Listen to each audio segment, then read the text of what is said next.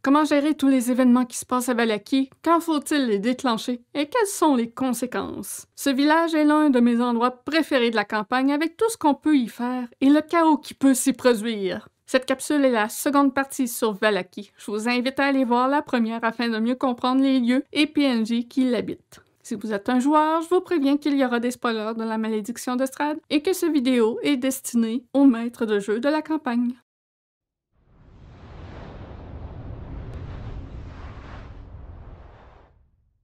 Vallaki est débordante de quêtes secondaires et il faut faire attention de ne pas tout balancer en même temps à vos joueurs. Il faut prendre le temps d'avoir un regard d'ensemble sur ce qui se passe et décider en fonction des interactions qu'ont les personnages et ce que vous pouvez leur tendre comme quête. Généralement, les joueurs passeront plus d'une journée en ville, ce qui laisse le temps de disperser les événements.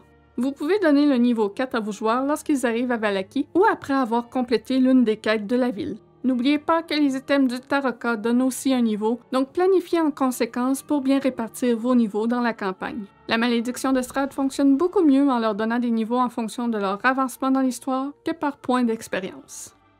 Il y a 3 choses qu'ils devraient entendre parler dès leur première visite.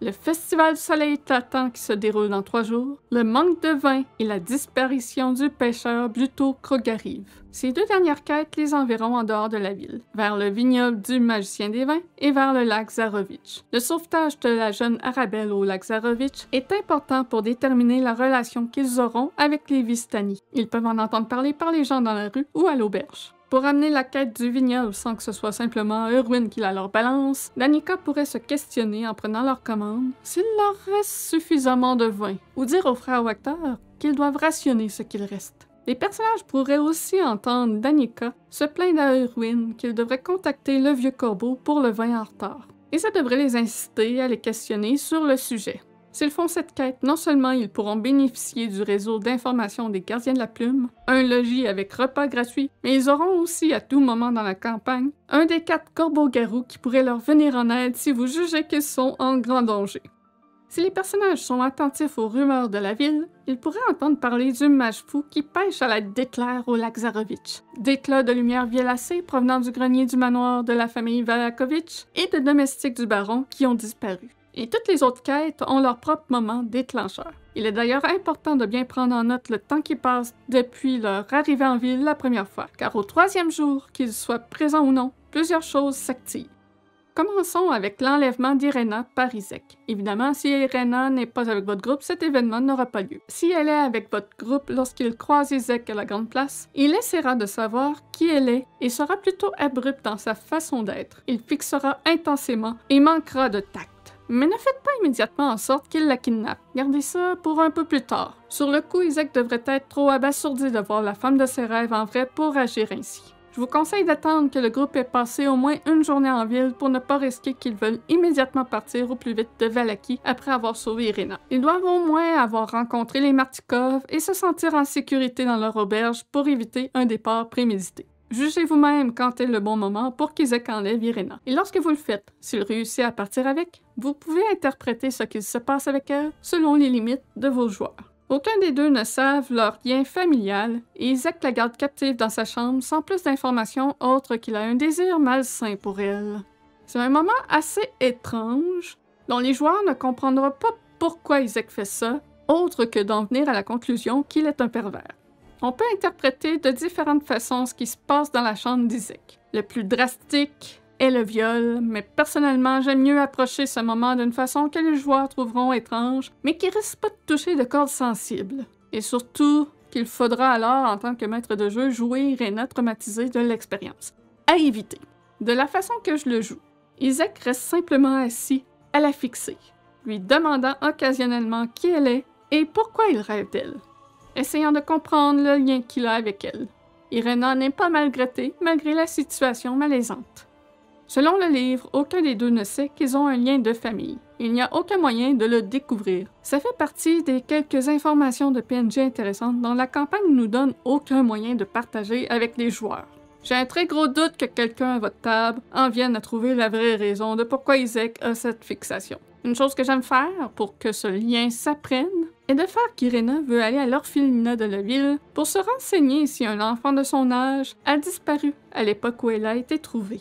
Peut-être que les joueurs l'y accompagneront, sinon envoyez-la d'elle-même. Idéalement, faites-le après l'enlèvement.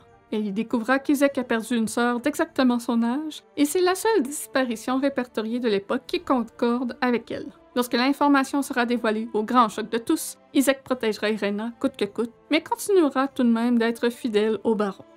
À tout moment, après avoir entendu parler d'éclats de lumière ou de disparition des domestiques, vos joueurs pourraient aller enquêter au manoir du bourgmestre. Les 2 domestiques ont été désintégrés par l'ébauche de cercles de téléportation que Victor a testé sur eux il y a une semaine, et c'est ce qui a provoqué des éclats de lumière violacés. Personne n'est au courant de ce fait.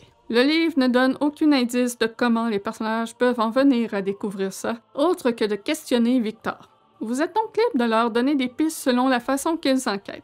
Peut-être que les autres domestiques les ont vus pour la dernière fois aller voir Victor, peut-être que les joueurs vont convaincre le baron de faire une fouille de la demeure, ou peut-être trouveront-ils un journal appartenant à Victor, mentionnant ses expériences sur Stella et les domestiques. Soyez créatifs et guidez-les vers la solution. Après ça, lorsqu'ils auront la réponse, vous devez penser à comment le baron réagira à ça s'ils vont le lui dire. Il pourrait par exemple ordonner que la magie soit interdite en ville et tout enlever à Victor, ou au contraire ne rien faire parce que c'est son fils. Choisissez la réaction de Vargas en fonction de ce qui choquera le plus vos joueurs. Cette quête est là pour montrer ce que Victor est capable de faire pour atteindre ses buts, de montrer qu'il est un garçon mauvais centré sur lui-même. C'est surtout plus significatif s'il est l'allié de votre groupe. Alors c'est pas grave si vos joueurs ignorent totalement les servants disparus. Après tout, Isaac est censé être en charge de cette enquête. Chez le baron, on retrouve aussi un prisonnier dans une petite salle à côté du bureau de Vargas. Le cordonnier Udo Lukovic y est enfermé pour avoir exprimé son opposition au bourgmestre lors de la fête de la tête de loup. Il aurait brandi une pancarte avec un message qui incitait les habitants à livrer le baron en pâture au loup. Les personnages peuvent entendre parler de celui-ci à l'église par sa mère qui est pris pour sa libération. Laissez vos joueurs être créatifs sur la façon de libérer ce prisonnier. Vargas ne le laissera pas partir facilement, et s'il est libéré contre son gré, il le retrouvera et torturera Udo afin de dévoiler qui étaient ses sauveurs. Il fera arrêter les fautifs pour les placer au pilori ou les exiler de la ville. Si Udo est libéré, il dévoilera les traitements dont il a été victime. Vargas Valakovitch le torturait et se défoulait sur lui. Passons aux événements spéciaux qui se trouvent à la fin du chapitre. Ils sont optionnels. Libre à vous de les faire ou non. C'est beaucoup de choses qui se passent en même temps, et tous les faire peut être chaotique. Mais c'est justement ce que j'aime de Vallaki avec cette création d'un moment de désordre total dans la ville où les personnages auront des choix importants à faire. Et tout ça peut se dérouler même s'ils ne sont pas en ville. C'est le meilleur exemple de l'effet papillon, où même leur inaction ont des conséquences. Il se peut aussi que les actions de vos joueurs avant ces événements influencent le développement de ceux-ci. Il est donc très important, après chaque session à Vallaki, de prendre du recul et de penser à ce que vos joueurs ont fait et comment ça affecte le reste. Par exemple, les joueurs pourraient dénoncer Fiona auprès du baron et empêcher ainsi son coup d'état. Ou ils pourraient déclencher le festin de Saint-Andral avant le festival en recherchant les eaux. Ce qui sèmera la panique en ville et démontrera au peuple que le festival n'empêche pas le diable d'attaquer. Ce ne sont que quelques exemples parmi de nombreux dénouements qui pourraient arriver.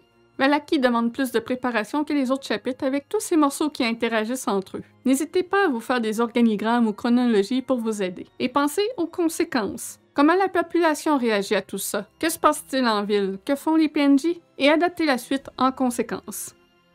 Ça commence d'abord par le souhait de Dame Wachter. À tout moment en ville, le groupe pourrait être pris en filature par l'espion Ernst Larnack. Celui-ci essaie de déterminer s'ils sont de bons combattants et observe ce qu'ils accomplissent. Aussitôt qu'ils auront accompli quelque chose de significatif, comme la quête du vin, le sauvetage d'Arabelle, les eaux de Saint-Andral ou les domestiques disparus, ils seront invités à dîner chez Fiona Wachter.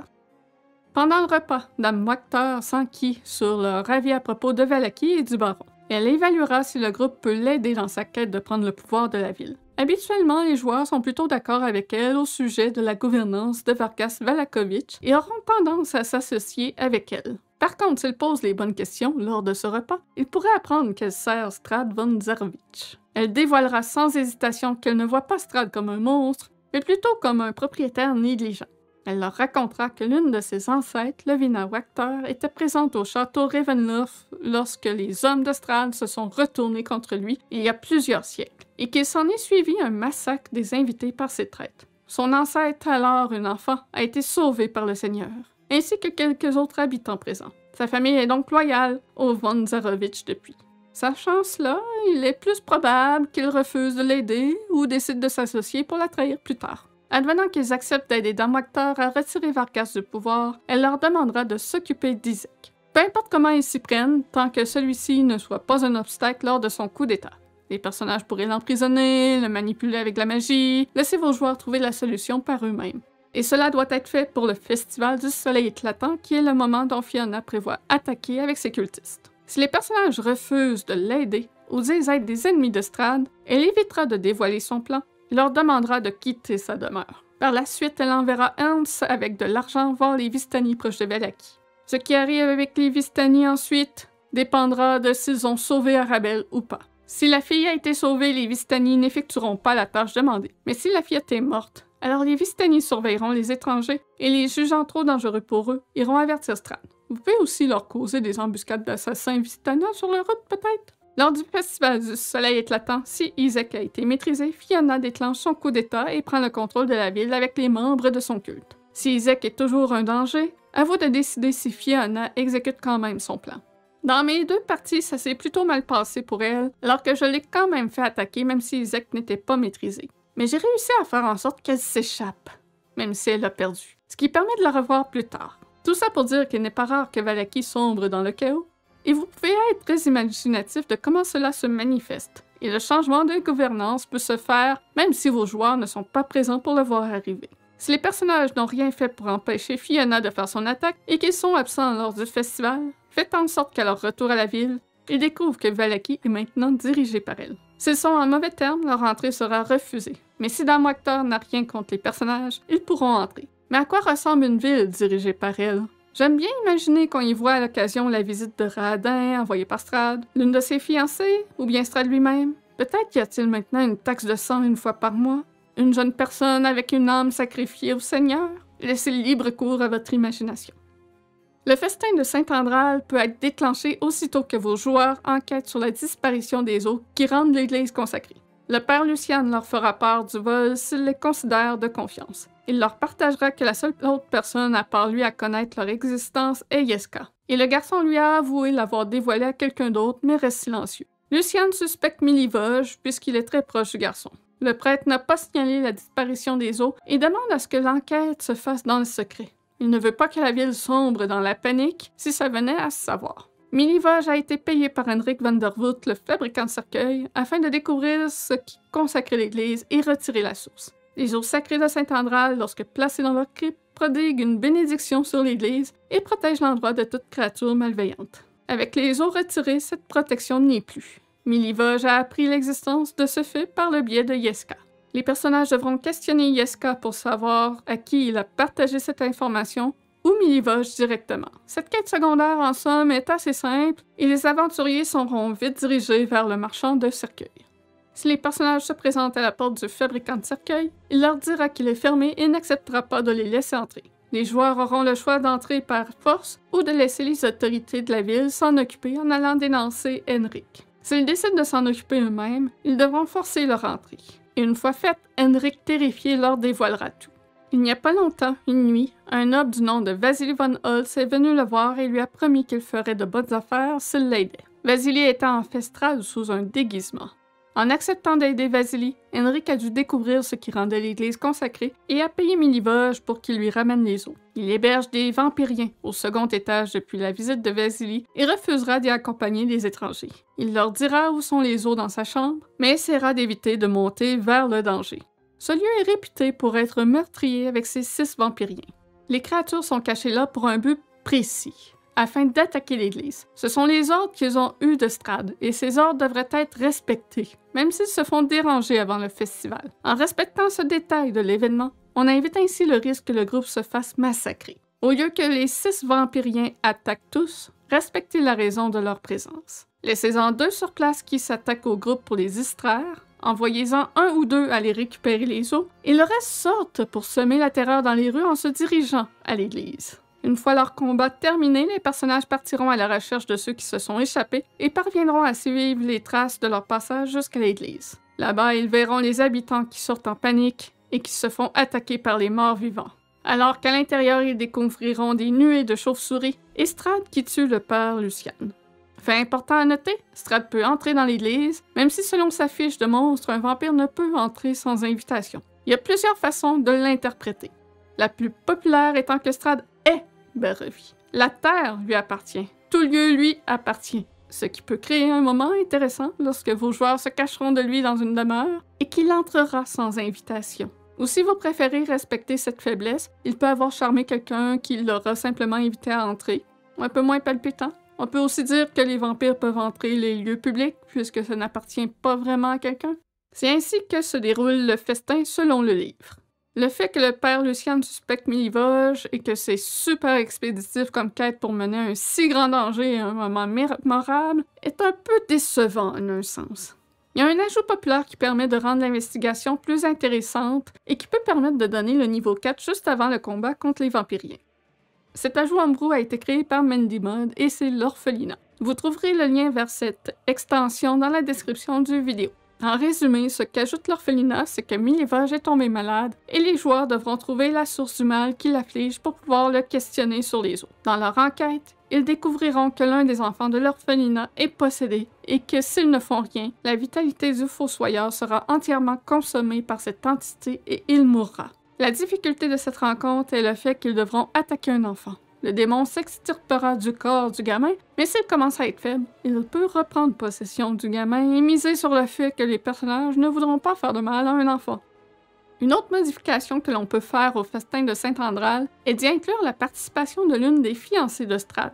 Cela permet d'intégrer celle-ci dans l'histoire et qu'elle ne soit pas une simple rencontre dans le tombeau de Strahd. J'utilise Ludmilla pour se faire l'aînée des fiancés. Au lieu que ce soit Strahd qui ait planifié tout ça, c'est elle qui en est responsable. Et pendant que les personnages se battent contre les vampiriens, elle arrive en utilisant la salle de brasier du château pour s'y téléporter. Son objectif est de récupérer les os pour s'assurer qu'ils ne soient pas replacés dans la crypte et elle se rend à l'église. Une fois à l'église, c'est elle qui tue le père Lucian. Et selon votre interprétation de Strahd, j'aime le faire arriver à ce moment-là pour intervenir et arrêter le massacre.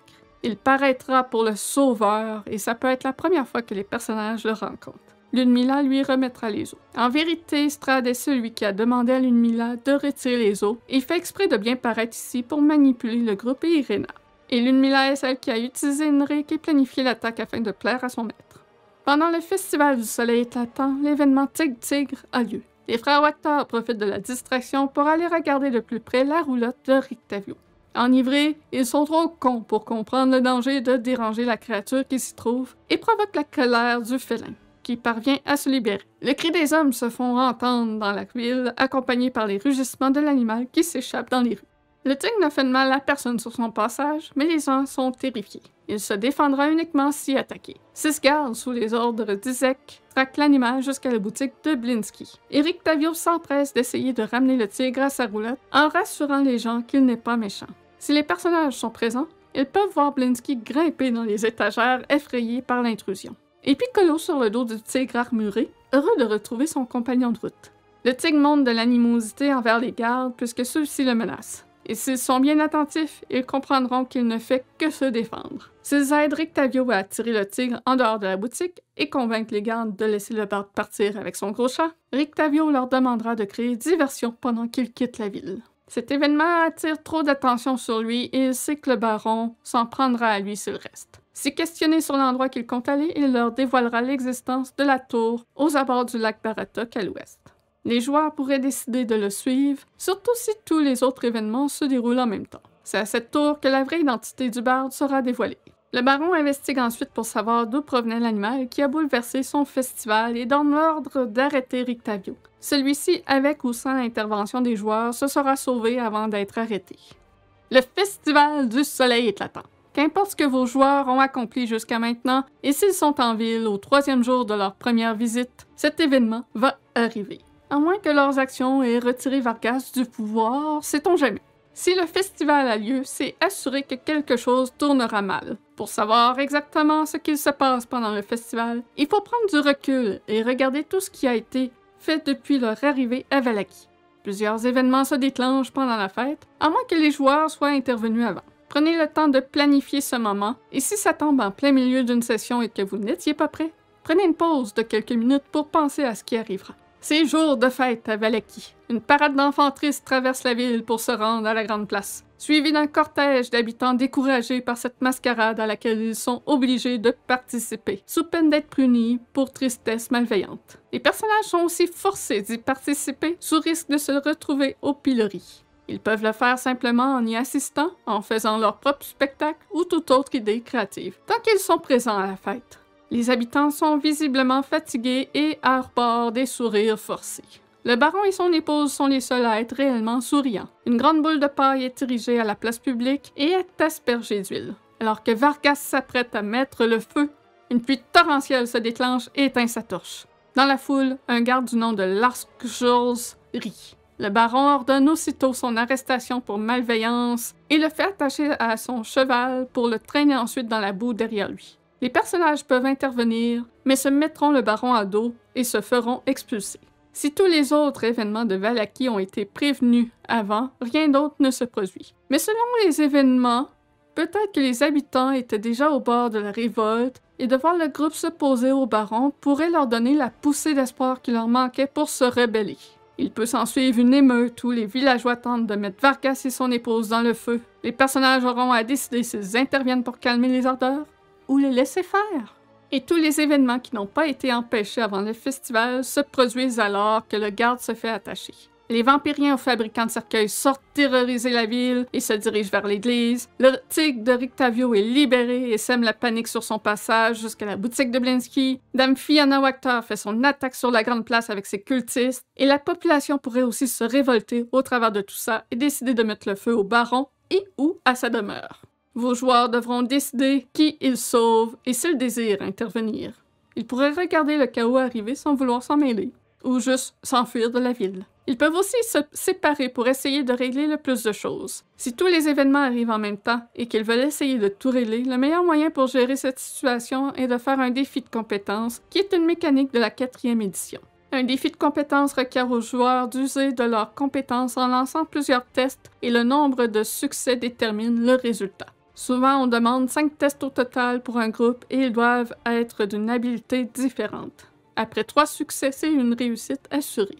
Un joueur ne peut pas faire 2 fois le même test. Par exemple, pour retracer le tigre rapidement, les joueurs peuvent faire un test de perception, survie ou nature. Ils peuvent aussi questionner les gens en utilisant intimidation, persuasion ou simplement leur sagesse. L'utilisation d'un sort, si celui-ci est justifiable pour la situation, donne un succès automatique. Le nombre de succès déterminera donc s'ils arrivent trop tard à l'église pour sauver Luciane, s'ils réussissent à traquer le tigre pour le retrouver avant que les gardes l'attaquent, et s'ils parviennent à empêcher la populace de tout brûler.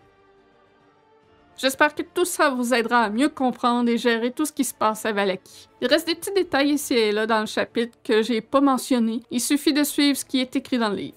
C'est un endroit dont il vaut mieux être préparé et où nous devons constamment réfléchir aux conséquences. Après ce chaos du festival, que devient Vallaki? Qui dirige? N'oubliez pas de démontrer comment la ville change suite à tout ça lorsque les personnages y retournent. Et n'oubliez pas, tout ira bien. J'aborderai toutes les quêtes qui se passent en dehors de Vallaki dans les capsules respectives des lieux concernés. Mon prochain vidéo portera sur le campement des Vistani et le lac Zarovitch. Si vous cherchez une belle communauté francophone avec qui discuter des jeux de rôle, rejoignez-nous sur notre Discord. On a une section dédiée à la malédiction de Strahd, ça me fera plaisir de lire vos expériences de campagne ou de vous aider. On peut facilement se perdre dans tout ce qui arrive à Vallaki. Comme toujours, je vous encourage aussi à rejoindre notre Patreon si vous voulez avoir un accès anticipé à tout ce que l'on fait et nous encourager. Vous y trouverez déjà les prochaines vidéos du guide. N'oubliez pas de vous abonner, de cliquer sur le pouce pour ne rien manquer et de laisser un commentaire pour nous aider. Vous pouvez aussi nous retrouver sur Twitch, Facebook, Instagram et vous pouvez nous encourager avec des t-shirts à notre effigie disponibles sur Redbubble. Tous les liens sont dans la description du vidéo. Sur ce, je vous dis à la prochaine. Bye bye!